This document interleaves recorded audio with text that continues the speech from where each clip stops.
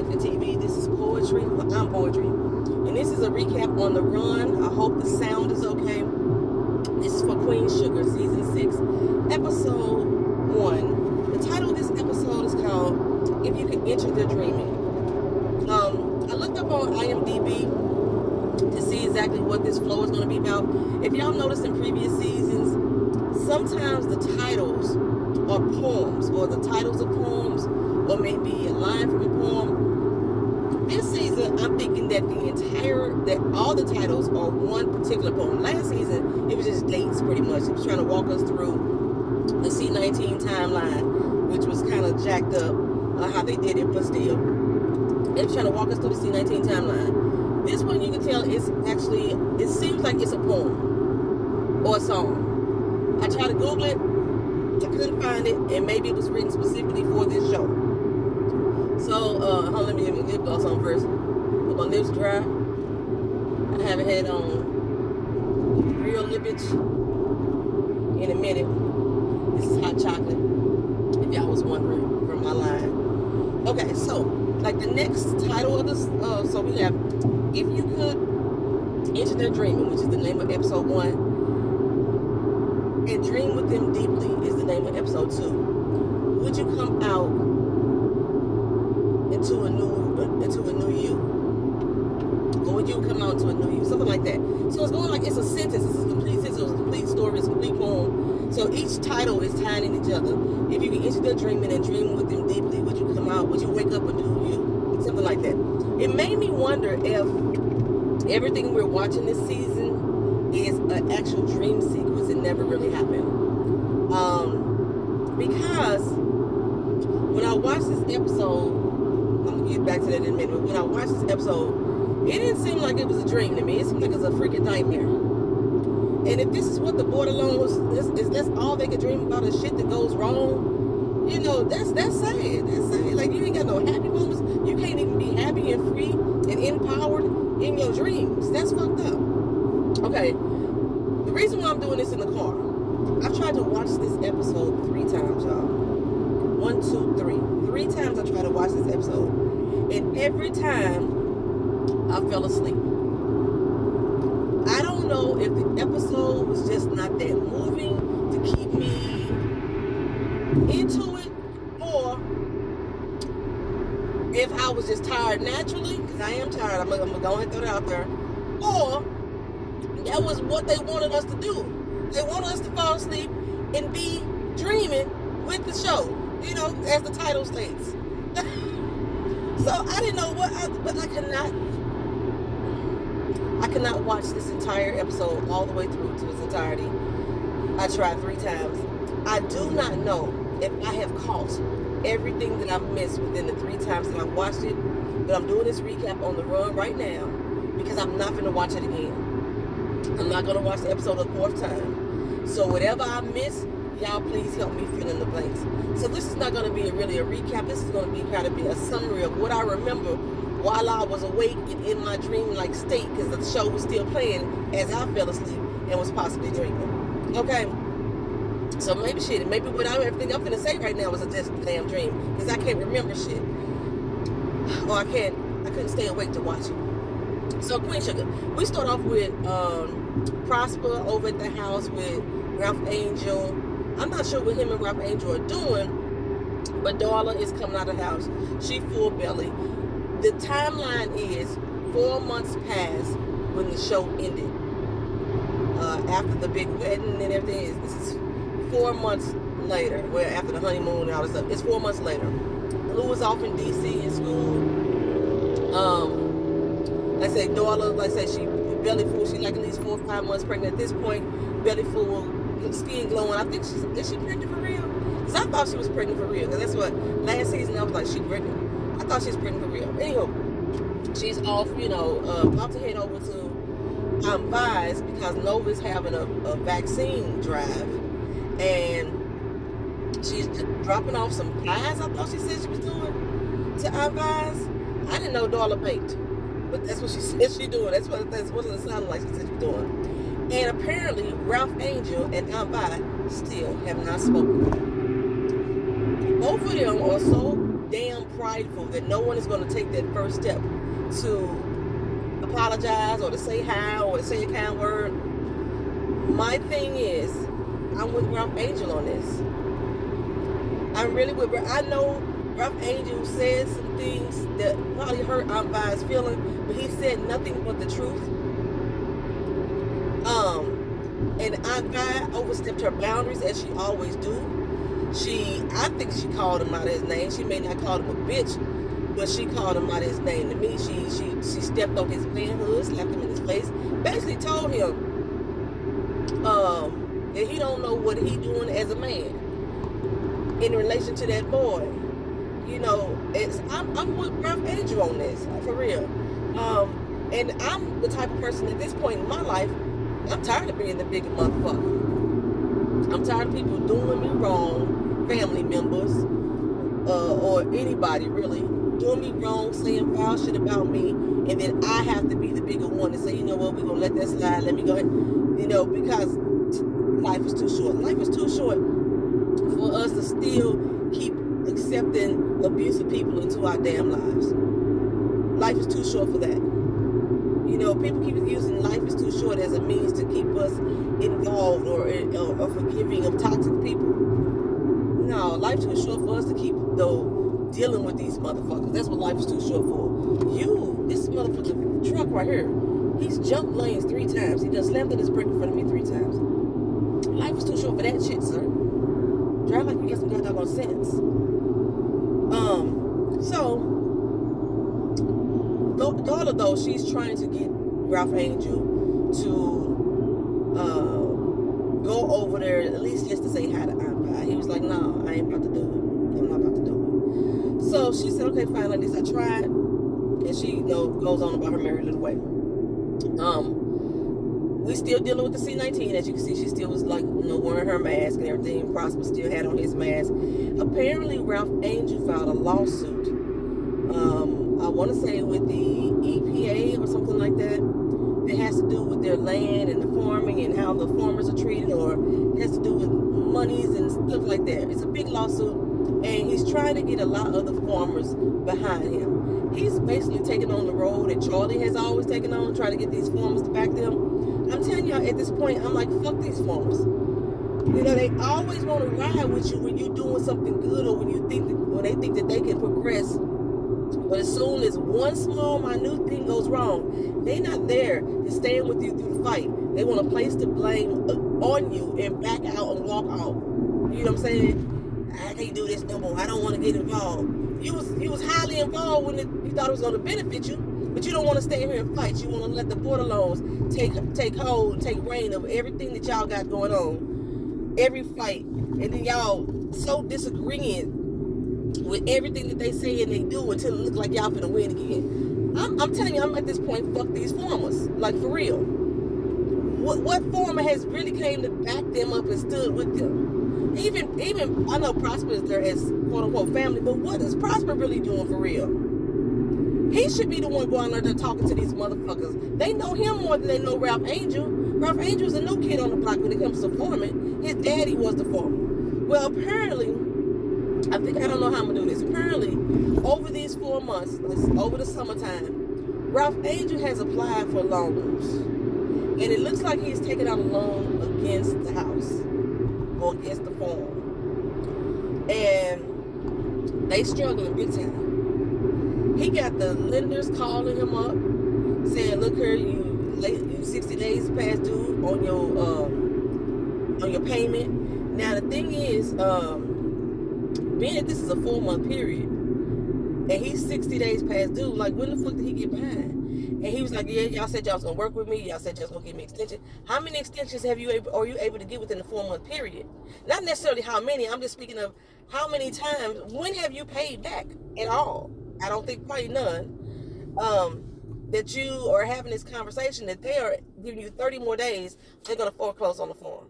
So that's the state that Ralph Angel is right now. You see him down there at the payday loan people. He's got payday loans 4 times. This is the 4th month. And then the guy wants to run a background check on him in order to get another one, according to this is supposed to be the regulation. Well, I don't know what Ralph Angel background check gonna look, but it probably ain't gonna look good. We got his criminal history. He probably ain't got no credit established, you know what I'm saying? So I don't know what his background check is going to come up with. But luckily, the guy kind of felt him. And Ralph Angel was like, this is going to be the last time anyway. Our harvest is going to be good this time. Apparently, they tried to do a harvest the first time, and it was bad. Nothing took like it was supposed to. They couldn't, we already lost people, workers, so we couldn't get everything harvested as we needed to. So this is the second batch. He's praying that everything's going to come out right, and then first of all, you're going to need people to buy the shit. You know what I'm saying? Like I said, we still in the middle of this doggone pandemic, and you're going to need the people to buy the shit. So I don't know exactly how he's making promises that he may not be able to be good on. That's pretty much what's going on with Ralph Angel. Nova, she is, did we go to Nova next? I think we went to Charlie. Charlie is calling up Micah. He's at school, or he's homeschooling, one of the two. I think he's at school. And he's doing also a semester with Frankfurt. I want to say Frankfurt, Germany. I'm not sure. But I don't know what Frankfurt is. Y'all let me know if y'all know in the comment section. But he's doing a semester with them as well, dealing with a lot of black social issues. And Charlie gives him a phone call. She's off in LA. She's going to some political leadership meeting out there in LA. And right now, she's checking in on Micah, see how he doing, make sure his head's still in the books. And of course, he said he is. Micah gets a phone call from somebody that makes him smile a little bit harder than those books. And you see, he's easily distracted again. I think I already know where it's going. I'm going to tell y'all why I think I know where it's going. I hate to see trailers, but I saw a trailer of him walking down the street with this dude. And the way that Micah looked at this dude made me think, are they finally finna tap into what I've been saying? I've been saying for at least 2 seasons now that they really need to let Micah be the gay male that he is on this show. And I'm wondering, just based off of that look I saw on the trailer, is the person on the phone a male? And is he there finally finna move this story along in to really fit the actor who is portraying this role? Because in real life, he's a homosexual man. Okay? So, and if they do that, I would be so happy. Like, this will be true representation. You don't have to have somebody who's being somebody that they not. I know it's acting, you want to play a multitude of roles, but you still kind of want to be true to form. You know what I'm saying? Which is why I think they broke it off. I think I told y'all that last season. This is why I think they broke it off with Kiki, so they could build this relationship up. Okay, so anywho, but on the other hand, Charlie is in a relationship of her own. Her and Davis are still kicking it, and they are sneaking around town.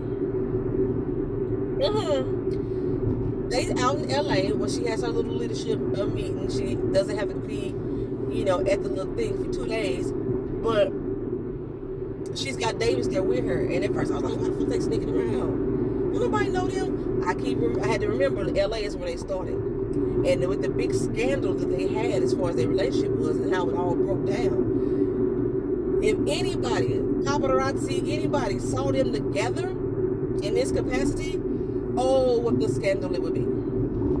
Oh, what the scandal it would be. Now, Charlie wants to venture more into politics. And David said he's 100% on board with her. He wants to support her dreams. He want to finally be the backbone that she's been to him. He's there. He's all in, 100%.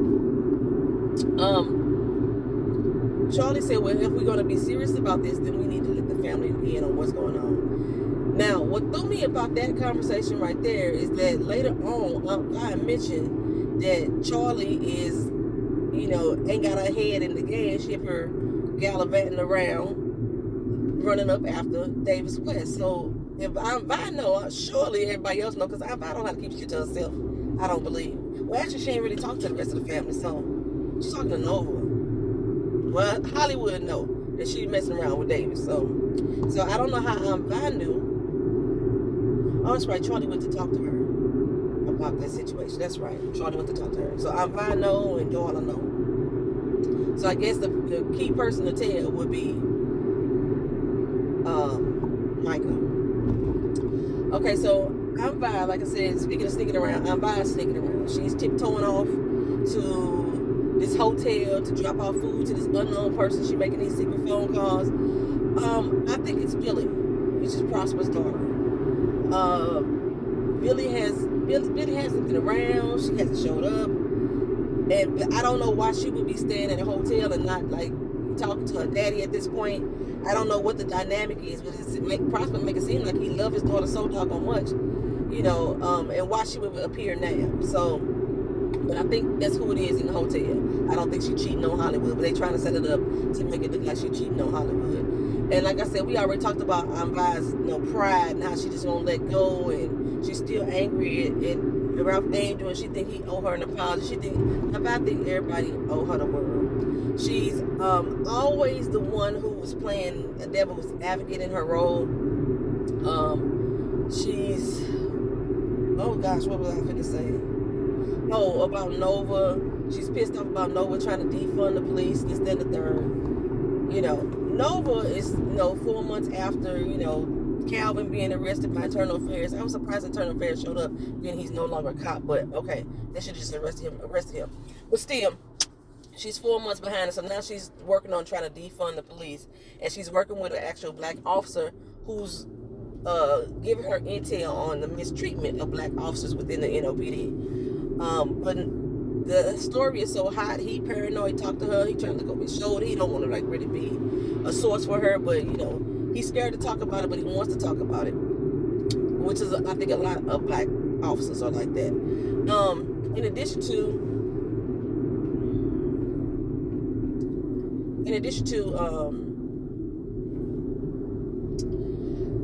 I think she feel like somebody may be watching her or threatening her, or the fact that she's living alone now is really terrifying her. She's becoming very forgetful about things. She has a lot going on with her paper. Somebody even poached her about, or even brought up the idea to her about running for politics, which I think she's gonna actually end up doing, and she may be going against Charlie if she do. But I don't know. She's in New Orleans, and Charlie's in St. Joe, so they may not have. But Charlie's supposed to be running for something outside of St. Joe at this point. Give me a second, child. All right, I'm finished this later. All right, y'all. My bad. Sorry about that. I had to stop the video, and I'm starting back up. I'm in the middle of my work day, but I think I go ahead and finish this video. I think I was talking about Nova, the last that we left off. So as far as Nova is concerned, it looks like she's having some type of fear and anxiety. I'm not sure if it's because of the article that she's putting out, because usually when people report things about the police, bad things start happening to them. When they try to expose stuff in the police department, bad things start happening to them, which is why Officer Walker, I think that was what his name was so terrified to be in the vehicle with her, just having the conversation. But it wasn't just me. When she touched his arm, he looked at her like, "Bitch, why are you touching me?" It wasn't like she touched me. Oh my gosh, she touched me. It wasn't like that. It was like, why you got your motherfucking hands on me, touch me? That's what I got from him. That reaction was so, I don't know if that was just like him reacting naturally when she touched, because he wasn't ready for it, and they just left it there. But yeah, he looked scared when she touched him. And she assured him, and she promised him that none of her sources are ever going to be found out. They've never been found out. She's never spoke. I just do not believe that this is going to happen this time. I think this time around, she's going to have to expose who her source is, or it's going to come out who her source is. I mean, they sitting around looking out the windows like they nervous in the car and everything. But the crazy thing that got me is they had the headlight on in the middle of the car. The dome light. Why is that even on? You trying to be inconspicuous. You got the whole fucking car lit up. You didn't need the light on. Maybe you needed it on for filming purposes, which they should have fixed that shit, with their camera. But still, she didn't need the light on. They was looking at something on a computer screen. The computer screen is bright as a mug. You don't need no light to look at no computer. I know. I do it every night in my bed. Turn off all the lights and got the computer on. I know that's not good for your eyes, but still, if you try not to be exposed, then why you got the doggone computer on? I mean, the dome light on. So anywho, she gets home from after, I don't remember if it was after meeting with him or whatever, but she gets home and she's talking on the phone. The article has, really got out there and reached people that didn't need to reach. I think they wanted her on the Today Show or the Morning Show or one of them things like that, right? So she was on the phone talking, and then she realized she can't find her keys. She looked up at her front door, and the front door open. I was like, somebody break in? Now, I could see through the crack of the door, and I'm looking through the crack of the door, and I'm like, don't look like nothing stolen. Did they ransack the place? What was they looking for, right? She opened the door, house clean as Board of Health. Everything's still neat and in its place, and her keys laying right there on the counter. She was like, oh my God, I was in such a rush this morning. I was freaking, I didn't realize it. She had to talk herself down off the ledge because she was paranoid and panicking that somebody was in her house. And I think it wasn't just simply because somebody broke in. I think it really has to do with the case or the file, or, the situation that she writing on, the police. Okay, so Nova is planning a vaccine drive. I'm thinking now that Darla did say she was bringing pies over to Avide. She was bringing flyers, something like that. I don't know. Because everybody is volunteering. Darla, Prosper, Hollywood, Avide, Ra, all of them are volunteering to help Nova, including Micah. Micah's at least down there taking photos. Remember, he wants to be a photojournalist. So everybody's down here helping Nova with this vaccine drive. Now, they go down there, and it's more people there than she expected. It looked like all of St. Joe's, all of, what's the next other town? St. Thomas, St. Agnes, St. Paul. So, everybody there. Everybody is there trying to get these vaccines. And Nova doesn't want to turn anybody away. Now, the vaccine drive is supposed to be for the citizens of St. Joe. You should have been checking IDs. Turn these motherfuckers away. You know what I'm saying? They said it was people at the back of the line that had reservations, and they from St. Joe's, and move them to the front of the line. That's what you got to do. People gonna be upset, and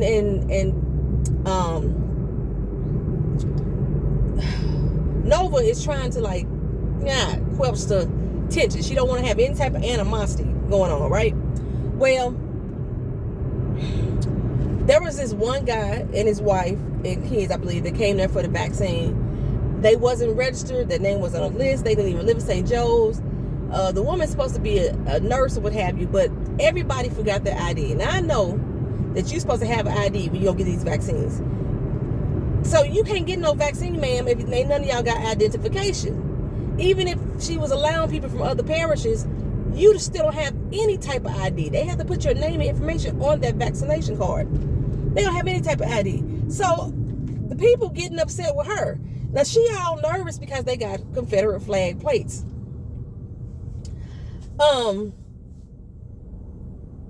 Something beeping. Something here beeping. I can't figure out what it is. Didn't we have this situation before? Something was beeping in my car. Is this like a deja vu moment? Okay, so anyway, but the thing is, once they trying to get everybody situated, trying to get everybody organized, she's sending the rest of the crew out. Hey, y'all, tell them y'all volunteers. We can only help people who have reservations. We can only help people from St. Joe's.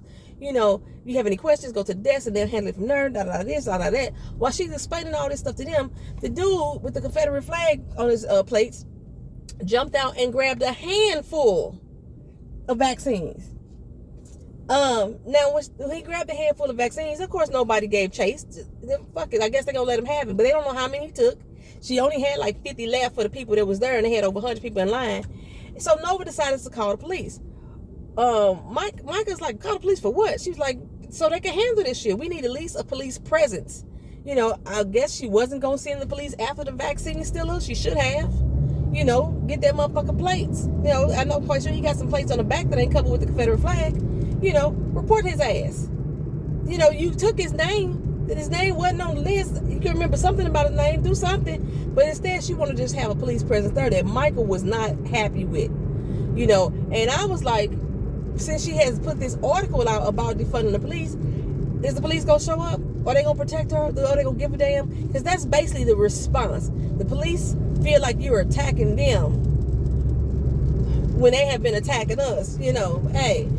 And people don't really understand what defund the fucking police is. You putting all this motherfucking money into this department for new arms and new weapons and new gear and shit, but these motherfuckers don't have the basic training or they overlooking their basic training, diversity training, couth, some shit like this. Just some basic shit on how to deal with people on a regular basis, how not to shoot first, that type of training. It's like they lacking that shit. Like they need a refresher every motherfucking year. They don't have that. They don't have refresher courses for these motherfuckers. Like, you have to go through 6, 7, 8 years of damn college just to be a goddamn lawyer. You know what I'm saying? Or to be a judge or some shit like that. But you ain't got to go through college or nothing. You just come straight to high school. You can go and be a police officer. You need some type of fucking education and training instead of funding all these motherfuckers with weapons and shit like that. Why the fuck the police got better weapons than the goddamn military? That's basically what the fuck is going on. So that's what basically the whole basis of defund the police is. You know what I'm saying? Make sure that there's some type of oversight over the department that when the police does something that is seemingly illegal, have an oversight department that's not part of the department that can actually try these cases, things like that. That's what basically defunding the police means. They shouldn't be investigating themselves, because then you got the good old boys club investigating the good old boys club. It don't make no motherfucking sense. So now, like I said, I was dozing off. I was falling asleep between, all 3 fucking times I tried to watch this shit. The last thing I saw that happened with the doggone vaccine drive, it was a ruckus. I don't know what the ruckus was, because I like I said, I woke up, Prosper was being punched in the face, I think he was, and he hit the floor. And then either Prosper lights went out and the show went off, or my lights went out and I went back to sleep. I don't know. I do not know what happened after that. That's all I got for y'all. I don't know what else happened to Ralph Angel with his money situation. I don't know if Darla really had any more interaction. I don't know if they really got into deep about Aunt Vi. The only thing I can say is that Hollywood is still dealing with the loss of his mother. And I still said that nobody was there for Hollywood like they needed to be when in the event with his mother dying. He left, where he was at, taking care of his mother's business, closing out his mother's business after her death, to make sure he was there and standing in at Ralph Angel's wedding. But none of these motherfuckers could go down to Nolans and stand in for him in his time of need when his mother died. And it seems like he's still dealing with that. He's dealing with Aunt Vi and her busybody ass, and trying to keep her out of business and trying to keep her happy. Because every time he says something that sets her off, then he like, what, I just love my wife. He just go into that goody two shoes type of mode. It's to try to, keep the happiness at home when he not happy inside.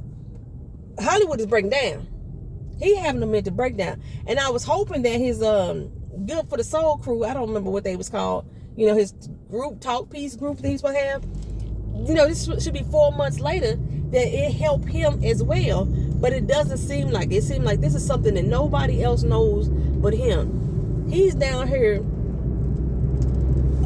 Clint trying to pack up his mama house, by himself. I understand Aunt Vi got a restaurant to run, but he's steady helping Aunt Vi. He running in and out of her damn restaurant, helping her do everything, deliver orders, making sure stuff packed correctly, going to get empty storage containers or food containers. But he at home grieving, trying to take care of his mama's business by himself. He out here helping, Nova with her vaccine drive, and Aunt Vi helping with the vaccine. Everybody helping Nova with this vaccine drive, but Hollywood is at home by himself, dealing with this grief by himself. That was the only other major thing that I saw while I was awake. The 3 times I tried to watch this episode. If there was something really significant that I missed, please leave it in the comment section. Please leave it in the comment section why Prosper got punched. Because I don't know. And I told you I'm not going to watch it a 4th time. Maybe after I post this video, I'll watch other people's reviews. Like I'll go watch Miss Honey review. And who else watched this show? I think Ashley Miller watches this show. Does Beautiful Soul, she still do Queen Sugar recaps? It's not too many people that I watch, but I watch a few people. Y'all let me know what y'all thought about this first episode, and what y'all think is going to happen and what's going to go on. I said, I really do think that Nova's going to run for office. I think that they finna let Michael become his true self in his relationships on this show. Charlie's going to run for a bigger office, and I think Nova is going to run for office as well. That's going to butt heads with Charlie. And the person in the hotel room. At first, I was like, why would, if that was Billy, why would Billy be in the hotel room, and why would she be running up to Billy, asking, trying to give Billy food, and she's sneaking around and shit. And I don't know, maybe if Billy wants to surprise him, I don't know. Maybe Billy in quarantine. You know, people quarantine themselves when they come to certain areas. I don't know. I don't know who else this other person could be. Like, I hold a lot of secrets. I realize that. I hold a lot of secrets. She held the secret about communicating with Darla's mama. She held a secret about True. I holds a lot of goddamn secrets. She holds secrets about the Landrys. You know, because she had some type of connection with them and some type of side deal and bargain with them. Vi got a lot of motherfucking secrets to be so judgmental as she is. But that's just me. Y'all let me know again what y'all thought about this episode. Like, comment, share, subscribe. I'll see you again in the next video. The next one should be sitting down at the crib, y'all, for real. I'll talk to you again soon. Peace.